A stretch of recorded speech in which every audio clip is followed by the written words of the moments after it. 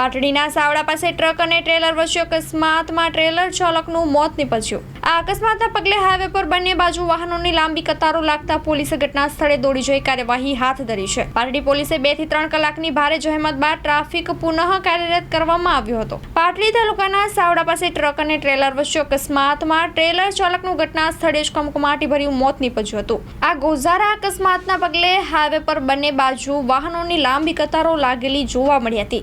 પોલીસે ઘટના સ્થળે દોડી જઈ કાર્યવાહી હાથ ધરી છે। પાટડી પોલીસે 2 થી 3 કલાકની ભારે જહેમત બાદ ટ્રાફિક પુનઃ કાર્યરત કરવામાં આવ્યો હતો। બેચરાજીથી માલવણ હાઈવે રાત દિવસ 24 કલાક ટ્રાફિકથી ધમધમતો રહે છે, ત્યારે હાઈવે પર પાટડીથી જૈનાબાદ વચ્ચે અવારનવાર ગોઝારા અકસ્માતના બનાવો બને છે। ત્યારે આજે વહેલી સવારે પાટડી પાસે વોકડા પાસે પૂર ઝડપે માતેલ સાંઠની માફક આવતા ટ્રક અને ટ્રેલર વચ્ચે ધડાકાભેર ગોઝારો અકસ્માત સર્જાયો હતો। સ્ટાફ જોઈએ છે। મીડિયા ક્ષેત્રે કારકિર્દીનું ઘડતર કરવા માંગતા યુવાનો માટે સુવર્ણ તક। ન્યૂઝ એન્કરિંગ કરી શકે તેવા એક મેલ, ન્યૂઝ એડિટિંગ માટે એડોબ પ્રીમિયરના અનુભવી 2 મેલ, માર્કેટિંગ કરી શકે તેવા ઉત્સાહી 1 મેલ।